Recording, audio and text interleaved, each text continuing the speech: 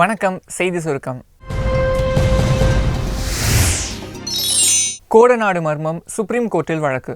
ஜெயலலிதாவோட கோடநாடு எஸ்டேட்ல நடந்த கொள்ளை, அது தொடர்பாக நடந்த மர்ம சாவுகள் பின்னணியில முதல்வர் இருக்கிறதா தெஹல்கா முன்னாள் மேத்யூ கூறினது அரசியல்ல மிகப்பெரிய சர்ச்சையை ஏற்படுத்துச்சு. இதுக்காக 2 பேரை தமிழக போலீசார் டெல்லியில கைது செஞ்சாங்க. கொடநாடு மர்மம் பற்றி சிபிஐ விசாரிக்க உத்தரவிடணும் அப்படின்ட்டு டிராஃபிக் ராமசாமி சுப்ரீம் கோர்ட்டில் ஒரு கேஸ் போட்டார்.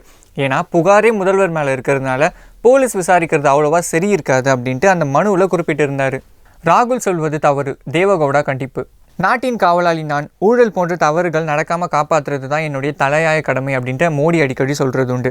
ரஃபேல் ஒப்பந்தத்தில் ஊழல் நடந்ததாக தொடர்ந்து சொல்லி வரும் காங்கிரஸ் தலைவர் ராகுல் நாட்டின் காவலாளி ஒரு திருடன் அப்படின்ட்டு மோடியை நேரடியாக கடுமையாக விமர்சித்தார். காங்கிரஸுக்கு நம்பகமான தோழமை கட்சி மதசார்பற்ற ஜனதா தளம், அதோட மூத்த தலைவர் தேவகவுடா ராகுலோட பேச்சை நேரடியாகவே கண்டிச்சிருக்காரு.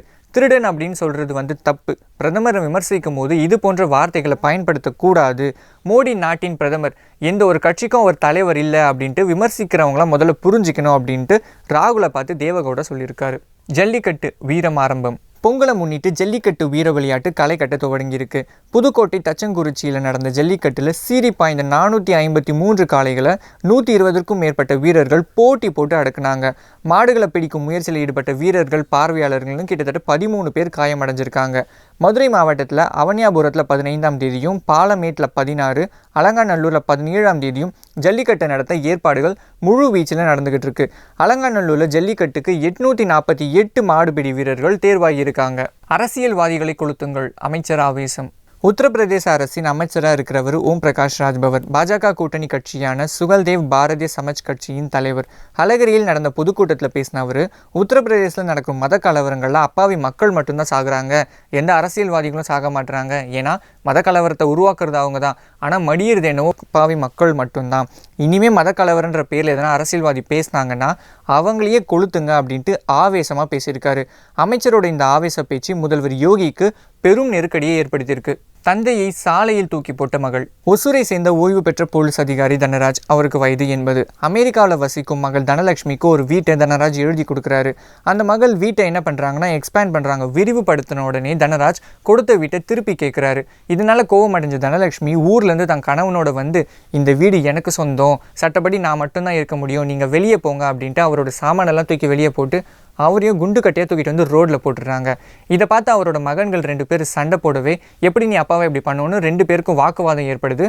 வாக்குவாதம் சண்டையாக ரோட்லேயே மாறிடுது. இதனால் போலீஸ் வழக்கு பதிவு செஞ்சு இப்போ விசாரிச்சுக்கிட்டு இருக்காங்க. காஷ்மீராக மாறிய ஊட்டி. போகி தினத்தன்று ஊட்டியில் உறைப்பனியும் பனிப்பொழிவும் கடுமையாக இருந்தது. குறைந்தபட்சமாக வெப்பநிலை 5 டிகிரி செல்சியஸாக மட்டும்தான் பதிவாகி இருந்தது. ஊட்டியோட புறநகர்களில் பார்க்கும்போது 3 முதல் 4 டிகிரி செல்சியஸ் மட்டும்தான். மக்கள் குளிரில் ரொம்பவே பாதிக்கப்பட்டிருக்காங்க. குன்னூரில் வழக்கத்துக்கு மாறாக பனிப்பொழிவு அதிகமாக இருக்குது. புல்வெளிகள்லாம் ஸ்னோஃபால் நிறைய இருக்குது, பார்க்குறதுக்கு காஷ்மீர் மாதிரி இருக்குது அப்படின்னு சொல்கிறாங்க. இந்த உறைப்பனியால் என்ன ஆகுதுன்னா, அங்கே இருக்க தேயிலை, அதுக்கப்புறம் காய்கறிகள் எல்லாமே கருகிற நிலையில் இருக்குது. சென்னையில் டிராஃபிக்கை சீர்படுத்தும் ரோபோ. சென்னை டிராஃபிக் சிக்னலை மீறும் வாகன ஓட்டிங்களை கூப்பிட்டு ரோபோவே ஃபைன் போடுற காலம் ரொம்ப தூரத்தில் இல்லை. அப்போ நான் அவனோட பையன் இங்கே வேலை செய்கிறேன் அப்படின்லாம் சொல்லி நம்ம தப்பிக்க முடியாது. இந்த மாதிரி ஒரு ரோபோவை உருவாக்கியிருக்காங்க. அது பேர் ரோடோ. இதை சென்னை போலீஸ் கமிஷனர் விஸ்வநாதன் அறிமுகப்படுத்தினார். பாதசாரிகள், குறிப்பாக குழந்தைங்கள ரோட் கிராஸ் பண்ணுறதுக்காக இந்த ரோபோவை உருவாக்கியிருக்காங்க.